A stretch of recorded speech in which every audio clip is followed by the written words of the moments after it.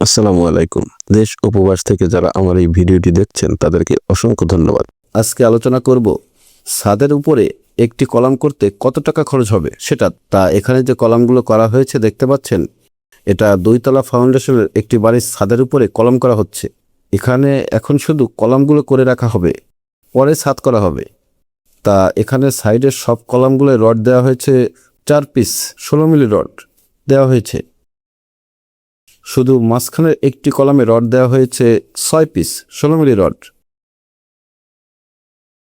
একটি ফাউন্ডেশন বিল্ডিংয়ের মাঝখানের কলামের রড একটু বেশি থাকে, আর সিঁড়ির কাছের কলামের রড একটু বেশি থাকে সিঁড়ি থাকার কারণে। কিন্তু এখানে শুধু মাঝখানের একটি কলামে রড দেওয়া হয়েছে 6 পিস, আর সব কলামগুলোয় 4 পিস রড দেওয়া হয়েছে। আর এখানে শুধু মাঝখানের একটি কলামের সাইজ দেওয়া হয়েছে 12x15 সাইজ, আর সাইডের সব কলামগুলো দেওয়া হয়েছে 12x12 সাইজ।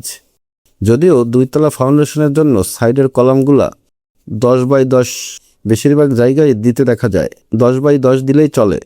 আর মাঝখানের কলামগুলো 10x12 দিতে দেখা যায়, বেশিরভাগ জায়গায় দিতে দেখা যায় 10x12 বা 12x12 এরকম সাইজের দেওয়া হয় মাঝখানের কলামগুলো। এখানে অবশ্যই কলামগুলো একটু মোটা দেওয়া হয়েছে।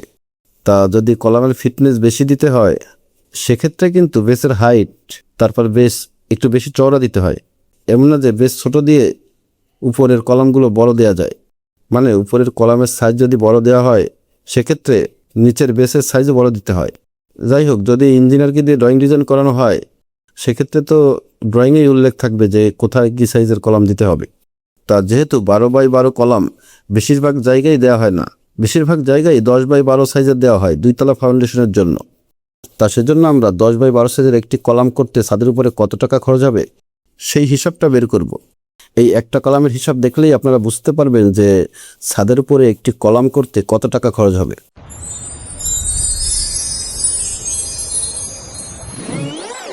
প্রথমে রড কতটুকু লাগবে সেটা বের করব। একটা মাঝখানের কলামের জন্য রড লাগবে হচ্ছে 16 মিলি 6 পিস রড লাগবে। 1 পিস আস্ত রড দিয়ে ছাদের উপরে কলামের রড বের করা হয় হচ্ছে 3 পিস, মানে 1 পিস আস্ত রড লম্বা হচ্ছে 39 ফিট 6 ইঞ্চি। এই 39 ফিট 6 ইঞ্চিকে 3 ভাগ দিলে আসে হচ্ছে 13 ফিট 2 ইঞ্চি করে লম্বা।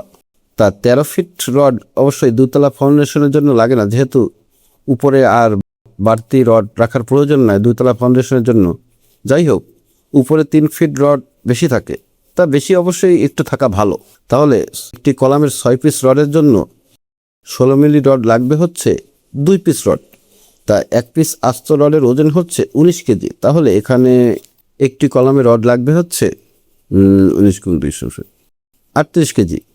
1 কেজি রডের দাম হচ্ছে 90 টাকা। তাহলে এখানে একটি কলামের জন্য রড কিনতে হবে হচ্ছে 90 গুণ 38 সমান 3420 টাকা। আর এখানে এই কলামটিতে রিং লাগবে হচ্ছে 20 পিস রিং লাগবে। 1 পিস রিং বানাতে রড লাগে হচ্ছে 31 ইঞ্চি রড লাগে 1 পিস রিং বানাতে। তাহলে 31 620 ভাগ 39.6 সমান 1.5, 1.5 পিস লাগবে হচ্ছে রিংয়ের রড। 8 মিলি 1 পিস রডের ওজন হচ্ছে 4 কেজি 74 গ্রাম।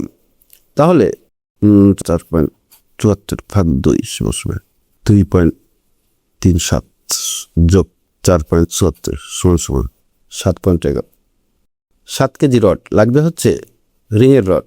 তাহলে এখানে রিংয়ের রড কিনতে হবে হচ্ছে 7 গুণ 90 সমান 630 টাকার।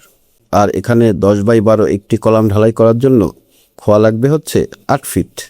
130 টাকা করে ফিট হলে এখানে খোয়া কিনতে হবে হচ্ছে 130 গুণ 8 সমান 1040 টাকার।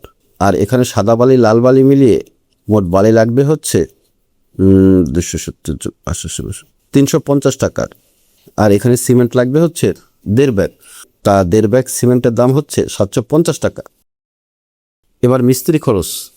এখানে 10x12 একটি কলাম মাপলে আসে হচ্ছে 33 ফিট কাজ।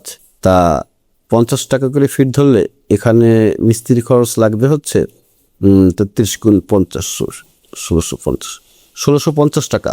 তাহলে 10x12 ছাদের উপর একটি কলাম করতে হলে কলামের রড লাগবে হচ্ছে 3420 টাকার, রিংয়ের রড লাগবে হচ্ছে 630 টাকা, খোয়া লাগবে হচ্ছে 1040 টাকার, বালি লাগবে হচ্ছে 350 টাকার, আর সিমেন্ট লাগবে হচ্ছে 750 টাকার।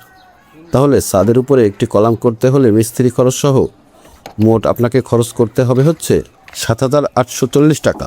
তা এতক্ষণ কষ্ট করে ভিডিওটি দেখার জন্য ধন্যবাদ। আসসালামু আলাইকুম।